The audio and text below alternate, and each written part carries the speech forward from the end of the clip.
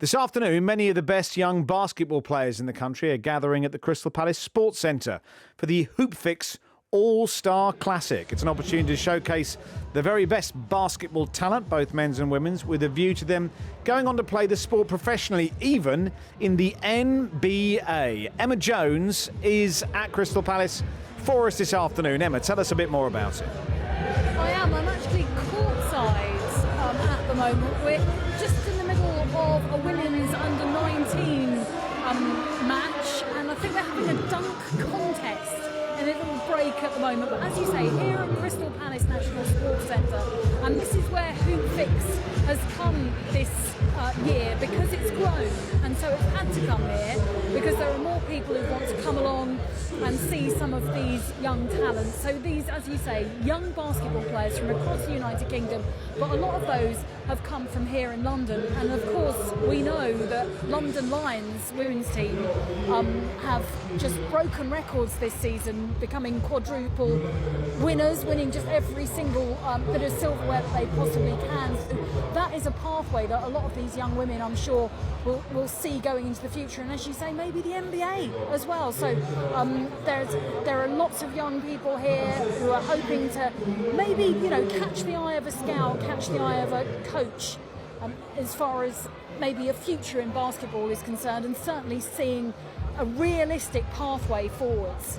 I'm tucked behind some steel drums at the moment. I can tell. One of them, because I think I'll get in trouble. No. But as I say, watching some very young and obviously a lot of them very tall women in action at the moment, and we've got the under-19s men to come later. Now, a dunk what? Did you say earlier, Emma? I heard you talking about... dunk off. A dunk off. Excellent. Go on. What is that exactly? I think you dunk a lot and make sure. Oh, like kind of extravagantly. Yeah, you do it kind of with all the bells and whistles and that kind of thing. I think it might be. I'm going to have to. You'll kind of have to, go for your inner Michael Jordan. I think is what they're up to today. I had NBA Jam on the Mega Drive when I was a child, so I'm well versed in all this kind of thing. So you're not dealing with someone who's no concept of what you're reporting on today, Emma. Don't worry about that.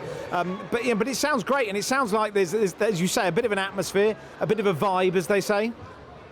Yeah, I mean, obviously the last 2 years have been really challenging for everybody, and that has meant that a couple of years ago this event couldn't take place, and then last year it kind of took place behind closed doors. So the fact that they've got people back, the fact that they've actually had to move to a new venue to accommodate all the people who wanted to come along is a really good sign, I think, for British basketball.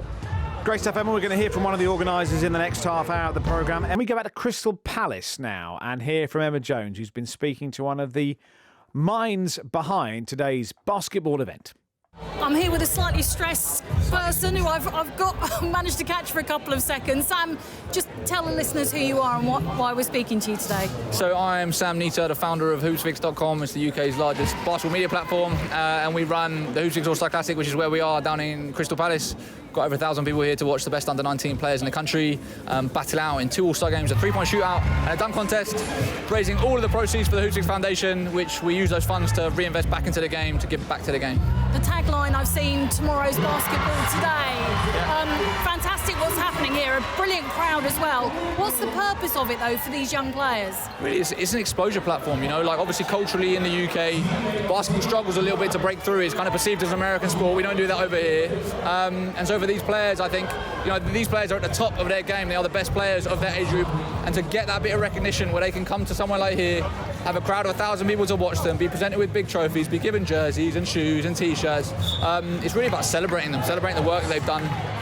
And also, hopefully providing a bit of exposure to them for the next step. There's a lot of scouts in the building, there's college coaches that are watching, and potentially, this could help them get to where they're trying to go. And so what is that potential? What is that potential pathway for these players? Well, you know, the pathway really in the UK for a lot of these players, they want to leave. It's trying to get to the States, get a scholarship, not have to pay any tuition and be able to live the life of a student athlete. You know, obviously the quality of provision in the States is just non-comparable to what we have in the UK. So that really is the goal.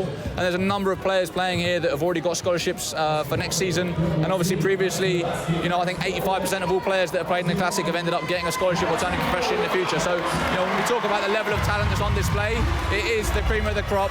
And the future stars of tomorrow. What we're hearing at the moment is a crowd, which is brilliant, because for a few years, obviously, like everything else, you haven't been able to have fans, to have what we're seeing today. 100%, yeah. To be able to welcome back fans and also to have the reception that we've had. You know, when we originally hired Crystal Palace, we didn't plan to pull out any of one side of seating. We did not think that we would be able to.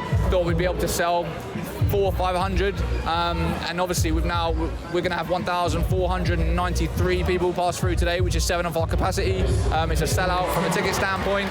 It's amazing. It just shows the hunger for it. You know, people are craving social gatherings of the community, and for the basketball community, it's been a rough 2 years. You know, I think basketball had it really tough coming out of COVID.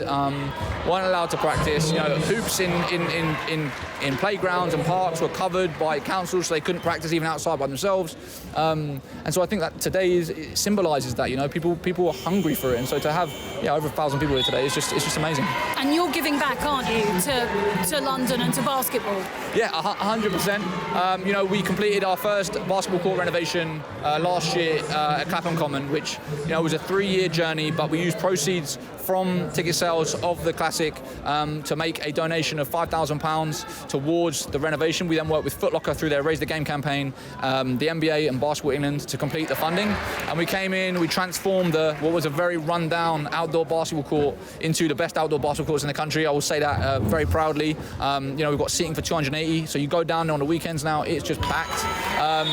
Got Perspex backboards, spring-loaded rings, and it's really raising the bar and setting the standard for what an outdoor basketball court should be. And obviously now we've done another event today. We've got ticket sales revenue, and the idea is we're then looking for the next one, and we're going to keep on doing it. And the whole idea is this: you know, we raise money and then we give back, and hopefully we just grow the game. Brilliant. Well, today looks great. I'm looking forward to speaking to some stars. I'll let you get on with it. You're a busy man, Sam. Thank you so much. Let's pop back to Crystal Palace, shall we? Where the Hoopsfix All-Star Classic is taking place. The what? I hear you cry. Weren't you listening an hour ago when Emma Jones explained it? It's some of the best basketball youngsters in the country getting together and doing great things. Emma Jones has been finding out a little bit more about it. Well, I found myself with somebody very tall who I fortunately got to sit down. Chudi, thanks for speaking to us. Of course you're tall. You're a basketball player. How tall are you exactly? I'm 6'10". Okay. Was it inevitable then that you might end up playing basketball? Yeah, basically. So tell me a bit about you. Your full name, where you're from, how old you are. So my full name's Chudi Dioramma, but people call me Chudi. Well, I'm from Nigeria and Hungary, and right now I live in Haringey with my parents. I started playing basketball when in year 8, and at first I was really bad, but through lots of practice I got really good, and now I'm here. What do you make of a day like today, an opportunity like today to showcase what you can do? I think it's a really good opportunity to show everyone what I got, and for everyone to show what they got as well. So you play at Haringey. What's your team? Haringey Hawks. And how has that then got you to here? How did sort of somebody say, yeah, that guy needs to be sort of showing his talent on this stage? So, interestingly enough, I didn't think I was going to play this year, and I had a really good season actually. So one day Hoopsfix just contacted me and asked for my details, and I ended up here. And what are you hoping this might lead to for you? I'm hoping this might lead to looks in different countries, for me to create more connections and more friends. But realistically, in terms of becoming a player, what are you hoping to achieve? Oh, I'm just hoping to achieve more experience, learn from the other players, and be the best I can be. So you're not thinking of the NBA then? Oh, I am. Oh, I am. Can you see that pathway? Where do you think a young British basketball player, what do you see your next step to kind of achieving your dreams? I think my next steps would be to go to America, go play college basketball, and then go to the NBA. Yeah, why not? Brilliant. Well, best of luck today. Thank you for speaking to me. Thank you.